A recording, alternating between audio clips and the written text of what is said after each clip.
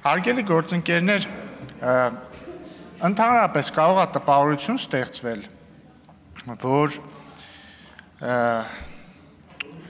օրինակ իմ վերջին օրերի ելույթները պարոն Թորոսյանի ասած տրամաբանության մեջ են, որը պետք չի անել համաձայն եմ։ Երբ որ ես քննադատում եմ Դաշնակցության գործունեությունը, օրինակ 1918-20 թվականներին, դա ոչ այնքան նրանից է, որ ես քննադատում եմ այն ինչ իրենք արել են հենց նրա համար, որ իրենք արել են, այլ ես քննադատում եմ երեսպաշտությունը, որովհետև համաձայնեք քաղաքականության մեջ կամ ընդհանրապես պետական գործունեության մեջ ամենակարևոր բանը հետևողականությունն է։ Եվ երբ որ մի ուժ օրինակ մեղադրում է մեկ այլ ուժի զուտ Թուրքիայի հետ բանակցելու համար, ուշադրություն դարձրեք, ոչ թե բանակցության բովանդակության համար, այլ ինքնին բանակցելու փաստի համար։ Այդ ուժը գոնե պիտի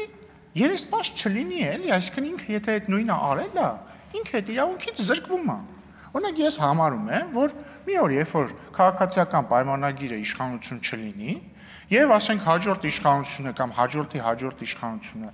բանակցություններ վարի Թուրքիայի հետ, հուսով եմ այդ բանակցությունների կարիքը չի լինի, որտեղ մինչև այդ կարգավորված կլինեն հարաբերությունները, բայց ասենք թե ես իրավունք չեմ ունենալու, ասեմ, այս ինչ եք անում, ինչու եք բանակցում Թուրքիայի հետ։ Դրա համար եմ օրինակ ես զարմանում, ոնց կարող են ասենք հանրապետականները քննադատել Հայաստան-Թուրքիա կարգավորման գործընթացը, եթե իրենց ժամանակ բանակցային գործընթաց է եղել, կամ դաշնակցականները կամ քոչայանականները, որտեղ իրենց ժամանակ էլ ա եղել բանակցային գործընթաց։ Այսինքն այդ երեսպաշտությունը սպանում է քաղաքականությունը։ Կամ Տիկին Աննա Գրիգորյանը օրինակ եկել է ասում է կառավարական դաչայի վրա գումար եք ծախսում։ Տիկին Գրիգորյան, ես դա կհասկանա, եթե ասեր այլ քաղաքական ուժի ներկայացուցիչ, բայց ասենք ձեր խմբակցության քարտուղար Արծվիկ Մինասյանը ամենայն հարգանքով 2018 թվականին եղել է կառավարության անդամ եւ քվեարկել է, որ կառավարական դաչայի մի հատ տուն նվիրեն Սերժ Սարգսյանին։ Ուղղակի նվիրեն, գրեն իր անունով, հասկանում եք, չէ՞, պետական գույքը, ասես նվիրեն Սերժ Սարգսյանին։ Խնդիր չեք տեսնում, դուք խնդիր չեք տեսնում, հետևողականության խնդիր չկա այստեղ։ Կամ երբ որ խոսում եք պատավատների մասին, ձեր ցավը տանեմ, երբ որ մենք 2018 թվականին, ու դա գումարումը սկսեց 19-ին, 19 թվականին եկանք այս շենք, դուք էլ մեր հետ նույն ցուցակում եք Տիկին Գրիգորյանի դեպ։ Ես եմ հարցազրույց անցկացրել ձեր հետ, այդ թվում ասեցի շատ տաղանդավոր կին է, պետք է իրեն մտցնել ցուցակ։ Այդ առումով ընդհանրապես չեմ փոշմանում տաղանդի մասով, բայց հետևողականության մասով խնդիրներ կան։ Այդ ժամանակ մենք եկանք ծառայողական մեքենա ունեին, ազգային ժողովի նախագահ, փոխնախագահները, հանձնաժողովների նախագահները, հանձնաժողովների նախագահի տեղակալները, ֆրակցիայի ղեկավարները ու վարչության պետերը, մենք եկանք հանեցինք հանձնաժողովի նախագահի տեղակալների ծառայողական մեքենաները, հետո այս վերջերս հանեցինք հանձնաժողովի նախագահների մեքենաները ծառայողական, ասում եմ, էլ չեմ ասում, որ համատարած բոլոր փոխնախարարները ունեին ծառայողական մեքենաներ, ու բոլորը արդեն չունեն, հիմա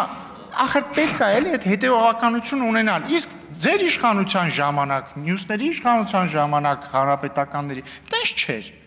կամ, երբ որ ասում եք էլի, ծառայողական մեքենաների պետք է էլ ավելի կրճատել, լավ, կհասկանամ, սկսեք ձեզնից, Ռոբերտ Քոչարյանը ունի, չէ պետության կողմից, եթե չեմ սխալվում, ես ինչքան գիտեմ, պետք է որ ունենա պետության, որպես նախկին նախագահ, պետության կողմից տրամադրված ծառայողական մեքենա, թող հրաժարվի, թող սկսի իրենից, նաև այսօր չխոսեցիք դրա մասին, բայց նաև խոսվել է, չէ, բան, սիրում եք, չէ, ասել բան, Նիկոլ Փաշինյանի թիկնազորը եւ այլն, եթե չեմ սխալվում, Ռոբերտ Քոչարյանը պետք է որ թիկնազորել ունենա, թող հրաժարվի, Սերժ Սարգսյանն էլ, թող հրաժարվի, ձեր ցավը տանեմ, իրանցից սկսեք, հետո եկեք ասեք, մենք եկել ենք ու այս պահի դրությամբ պատմական մինիմում է ծառայողական մեքենաների թվով, էլ չեմ ասում, որ լիքը ծառայողական մեքենաներ էլ փոխարինվել են էլեկտրականով եւ խնայվում է բենզին եւ այլն եւ այլն։ Պետք է հետևողական լինել, կամ երբ որ Տիկին Էլինար Վարդայանն էր, եթե չեմ սխալվում, խոսում էր հանցավորության մակարդակից, որ ինչ որ բանա,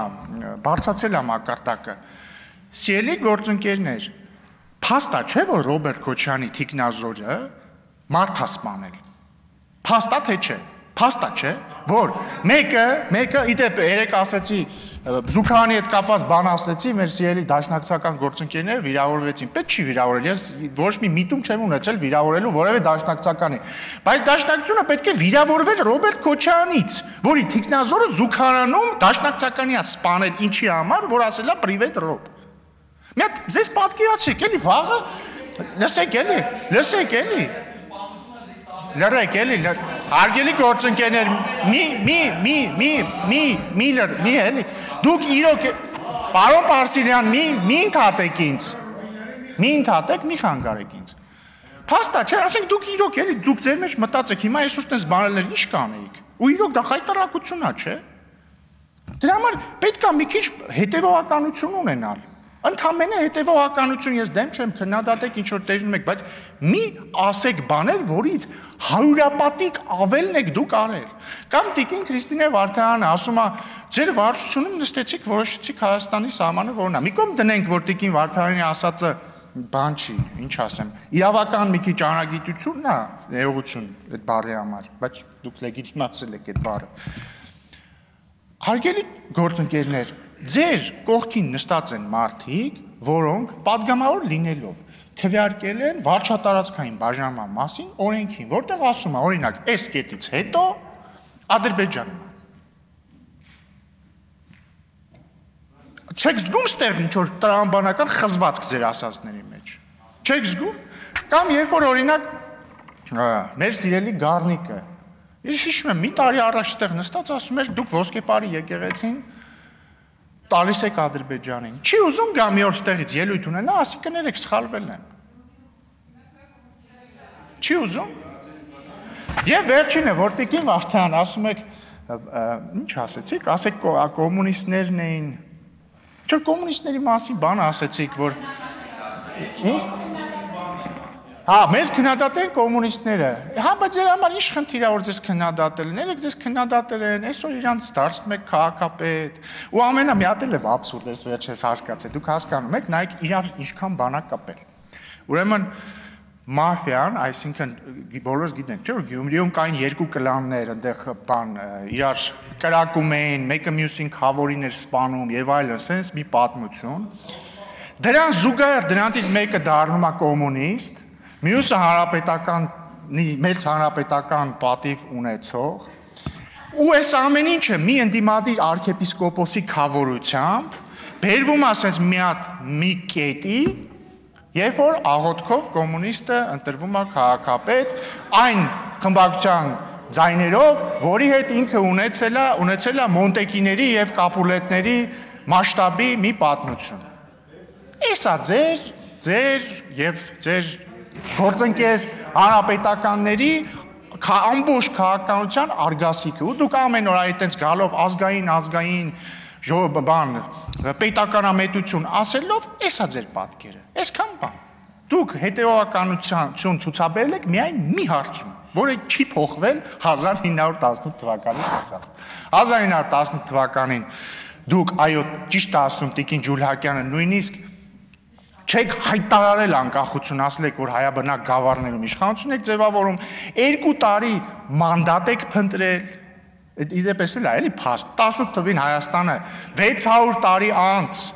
վերջապես ստանում է անկախություն ու միանգամից սկսում է մանդատ փնտրել։ Սկզբից Ամերիկայի մանդատը ուզում ստանալ, Ամերիկան մերժում է, հետո ըստ որոշ տեղեկությունների նույնիսկ Նորվեգիայի մանդատներ փորձում ստանալ, հետո էլ գնաց այդ ամբողջ ընթացքում էլ բնականաբար հույս ունեին, որ Ռուսաստանը հետ կգա, վերջում եկավ ու կոմունիստները, որոնց հետո դուք Գյումրիում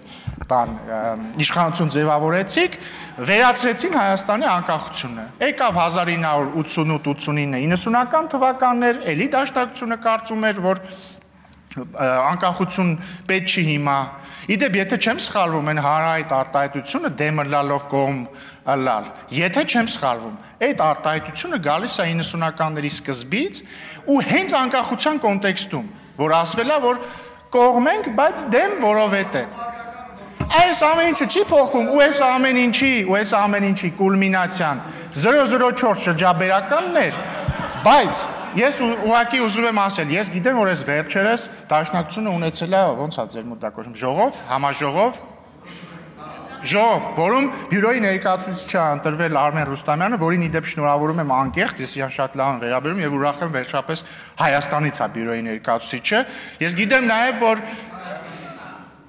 չէ, որ Հայաստանի Սփյուռքահայ չէ։ Դե թողեք ավարտեն էլի։ Իդեպ սա չեմ ասում էլի, որ սփյուռքահայեր վատ էր, բայց նկատի ունեմ եւ դե դուք եք եւ ուզում եմ հույս